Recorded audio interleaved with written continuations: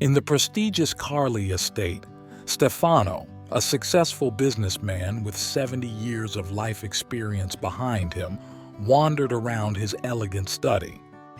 The walls were adorned with family portraits, including one of his only son, Luca, a young man of 30 with an intense gaze and natural elegance.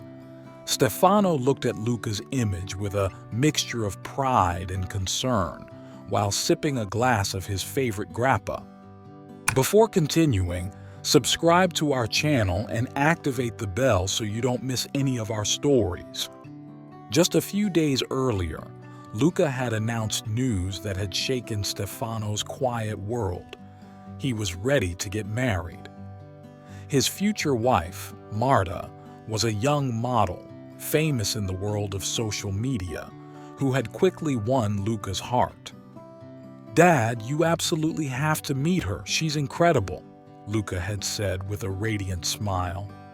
But Stefano, with the wisdom accumulated over years of experience, did not share his son's enthusiasm.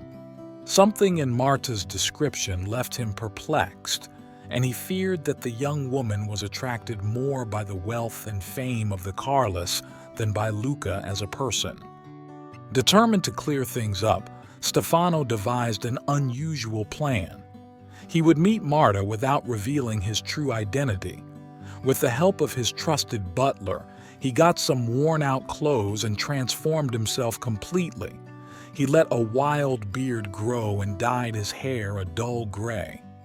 When he looked in the mirror, the image of the powerful entrepreneur disappeared, giving way to a man with a shabby and tired appearance. The next morning, Stefano went to an exclusive cafe that Marta usually frequented for her photo shoots, determined to test her. He entered the place just as Marta was sitting at a table, sporting a haute couture dress. He approached the maitre d' and, in a hoarse voice, asked if there were any jobs available. Marta, hearing the request, turned with a surprised expression. "What do you want here?" he asked in an inquisitive tone. Stefano, playing his role, replied shyly, "Miss, I need to support my family and I'm willing to do anything."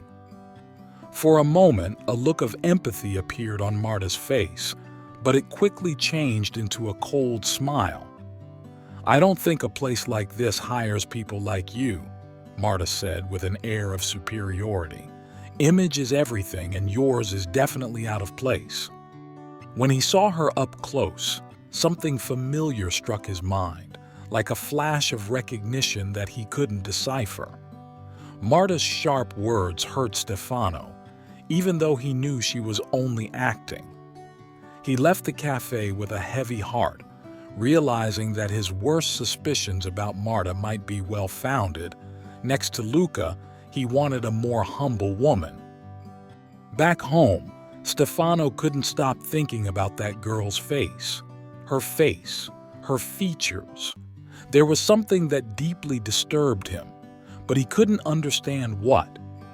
As he struggled to find an explanation, a distant memory surfaced in his mind.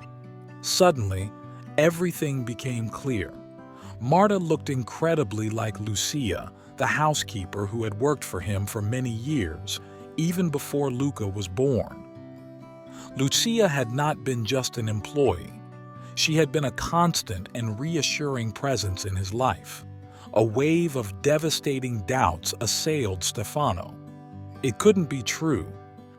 The next day, Marta was invited to the villa. Upon her arrival, she was fascinated by the majesty and luxury in which Luca lived. Her desire for ambition grew even more when she saw with her own eyes the wealth that surrounded that family. She was welcomed by the butler and accompanied to the main room where Luca was eagerly waiting for her. Shortly after, Stefano joined them. As they introduced themselves, Marta, with a thoughtful expression, said, "I feel like I've seen her somewhere before." Stefano, hiding his inner turmoil, replied with a smile, "Probably yes. I've appeared on several covers too. I could steal your job," he joked. "But I've always remained very humble." Marta sensed a subtle dig, as if he wanted to allude to something personal. During the conversation, Stefano tried to find out more about Marta's family.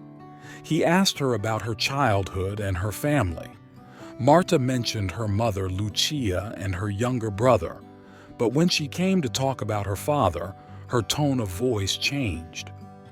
"I never knew my father," she said. "He abandoned my mother when she was pregnant. Then, my mother met another man who raised me, but I haven't had any contact with them for years. I've closed that chapter of my life." Are you enjoying this story? Before you see how it ends, subscribe to our channel and activate notifications. Stefano listened attentively, and in his mind the pieces of the puzzle began to fit together. That resemblance, that name, Lucia. The next day, determined to get answers, he set out on Lucia's trail. After some research, he managed to find her address. He showed up at her door, and when Lucia opened it and saw him, she almost fainted. After years, they found themselves face to face, and memories of a past they had both tried to forget painfully resurfaced. They chatted for a long time, and Stefano told her about Marta, Luca, and the terrible doubt that tormented him. Lucia, with a sad and resigned expression, finally confirmed his fears. "Yes, Marta is your daughter." Stefano felt his world collapse. That revelation shocked him deeply. He returned home in a state of disbelief and confusion. Marta was his daughter, and Luca and Marta were half-siblings. Whirling thoughts invaded his mind, and the anguish of having to tell Luca everything consumed him. Unable to face the situation right away, Stefano got into his car and drove for hours, aimlessly, trying to find some clarity. When he returned to the villa, ready to reveal the truth, he found Marta and Luca already sitting together, in a tense silence. Lucia, overcome by remorse and worry, had called Marta and told her everything. Now, sitting next to each other, Marta and Luca looked at each other, but they couldn't find the words. Their looks were full of unanswered questions, pain, and disbelief. Stefano, entering the room, felt the weight of guilt and responsibility crushing him. He sat down in front of them, his heart broken, and began to talk. He told them about Lucia, how she had been a fundamental part of his life, how he had always felt great affection for her, and how it had all ended so abruptly when she became pregnant. He told them how he had hoped until the very end that he was wrong, but Marta, with tears in her eyes, looked at Stefano. She didn't know what to feel: anger, pain, shame. Everything she had planned had shattered in a single instant, and now she had to deal with a reality she could never have imagined. Silence fell in the room, but it wasn't an empty silence. It was the silence of someone who was trying to find a way through the chaos, of someone who was trying to accept the unacceptable.